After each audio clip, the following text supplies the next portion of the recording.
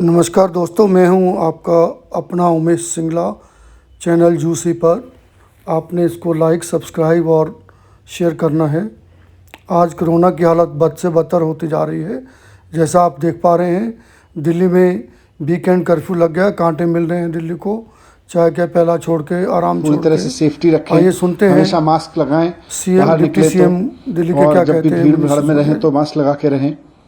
Home isolation इसका सबसे बढ़िया सॉल्यूशन है कि अगर किसी को कोविड हो जाता है और कोई सिम्टम नहीं है तो सारे एक्सपर्ट्स का ये मानना है कि होम आइसोलेशन ही रहना चाहिए।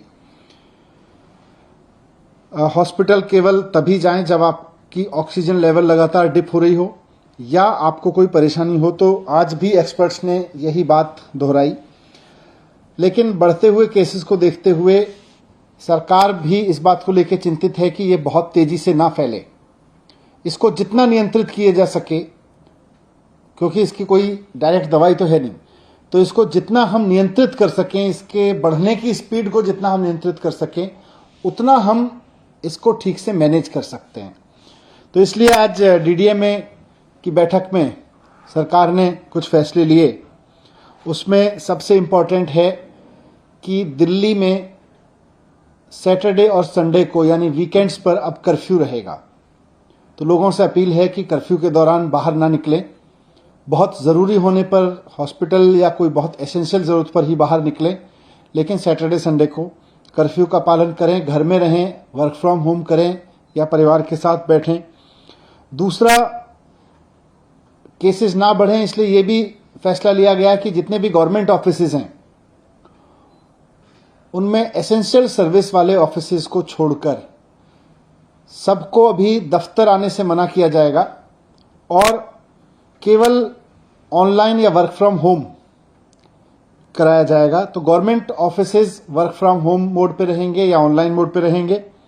प्राइवेट ऑफिसेज को 50% अलाउ किया जाएगा। वो 50% कैपेसिटी ऑफलाइन रखें और 50% ऑनलाइन या वर्क फ्रॉम होम रखें।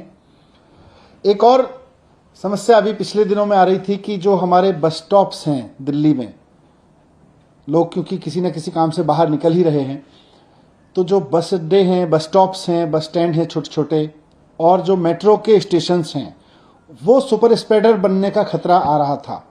क्योंकि आधी संख्या कर दी गई थी मेट्रो में कैपेसिटी की और साथ साथ बसेस में भी कैपेसिटी की, वो आधी कर दी गई थी संख्या, और उसकी वजह से मेट्रो स्टेशंस पर बहुत लंबी लंबी लाइनें लग रही थी, बस स्टॉप्स पर बहुत लंबी लंबी लाइन लग रही थी, वहां भीड़ हो रही थी, कई जगह भीड़ अनियंत्रित भी हुई, और ऐसे में कोरोना ओमिक्रॉन जो है वो सुपर स्प्रेड हो सकता है वहां से। इसलिए इसको देखते हुए ये भी फैसला लिया गया कि बसें और मेट्रो पूरी कैपेसिटी पे चलेंगी, लेकिन एक भी व्यक्ति को बिना मास्क के अंदर अलाउ नहीं किया जाएगा।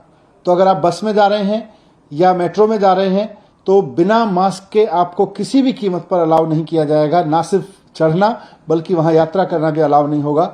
लेकिन बस और मेट्रो अब फुल कैपेसिटी पे चलेंगे, ये भी डिसीजन लिया गया। एक बार फिर से मैं कहूंगा कि घबराएं नहीं, घबराने की जरूरत नहीं है। मास्क को एक हथियार बनाएं, साथ साथ बहुत जरूरी हो तभी घर से बाहर निकलें, और जब निकलें तो अगर मेट्रो या ट्रेन से बस से जा रहे हैं तो उसमें भी ध्यान रखें कि मास्क लगा के चलेंगे। लेकिन सैटरडे संडे पूरी तरह से कर्फ्यू रहेगा। सर, कर्फ्यू रात में और दिन में उसको थोड़ा सा बता दें। नहीं, रात में तो लगातार चल रहा है, ये दिन में भी रहेगा। और इसमें एसेंशियल सर्विसेज के लिए किन किन कैटेगरी को आप लोग? एसेंशियल सर्विसेज पहले से पिछले 2 साल से लगभग चल रहा है। तो खाने से लेके और मेडिकल से लेके और पुलिस और इस तरह की जितनी भी चीज़ें हैं एसेंशियल सर्विस में, इमरजेंसी सर्विसेज में, फूड आइटम, सब्जी और ये सब को नहीं रोका जाएगा।